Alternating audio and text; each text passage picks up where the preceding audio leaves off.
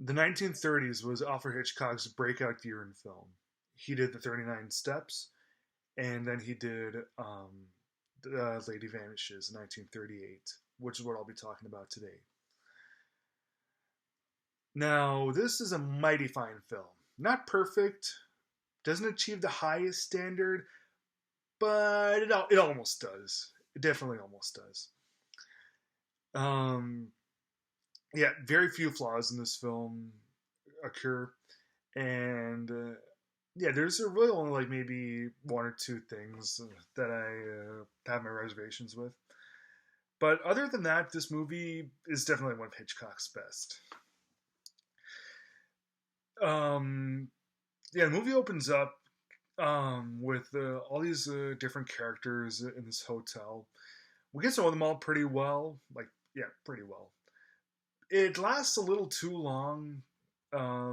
It's kind of like Grand Hotel from 1932, but I would call this one kind of inferior just because when it actually gets to the main plot of the story, it's just so much better. But the first act of the film, when all these people are in this hotel and they're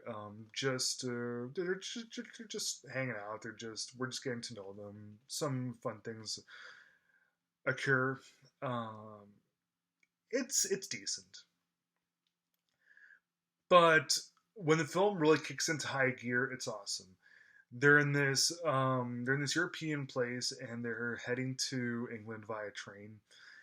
And there's this woman named Iris who's played by Margaret Lockwood, and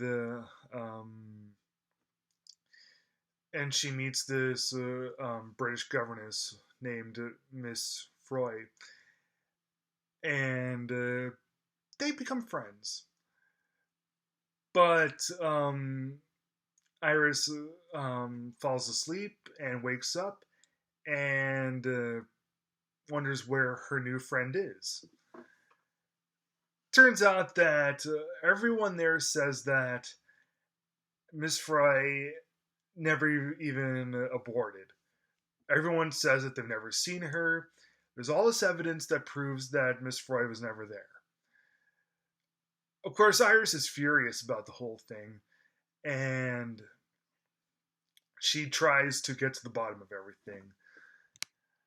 Now, there's this one guy named Gilbert, who's played by Michael Redgrave, and he likes Iris, thinks that she's really cute and everything, and he's one of the very few people on the train that is willing to help her out. He's not in on the whole thing, and and that's good. She has a bit of an ally there. So yeah, this is a really cool mystery. They're trying to figure out what happened to this woman because there's all this evidence. All these people are saying that she was never even on the train, and it was just Iris that was doing everything. But she swears that there was an older woman that was with her. It's absolutely thrilling. And as her and Gilbert try to get to the bottom of everything, they try to figure out all these different clues. Very awesome stuff. But the movie does come with some reservations. Uh, as I said, the first act, when they're all in the hotel, we just get to them, that drags on a little bit too long. But also, when we find out, I don't want to give anything away, right? But when we find out why they were trying to keep Miss Froy and making this big conspiracy against her, that was pretty weak. I didn't like that. So I would actually say that okay, the first act being a little bit too long is perfectly forgivable actually because everything else in this film was so great. But because the conspiracy against Miss Froy was kind of was weak, that's ultimately what keeps this from being a masterpiece. But you know what? That's fine. It's still like I knew that this wasn't going to be as good as Vertigo or Strangers on a Train. And frankly, whatever, that's fine.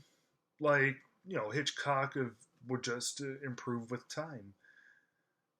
But the way that it stands right now, this 1938 film is a truly mighty fine piece of work. So I'm going to give The Lady Vanishes from 1938 3.5 stars out of 4.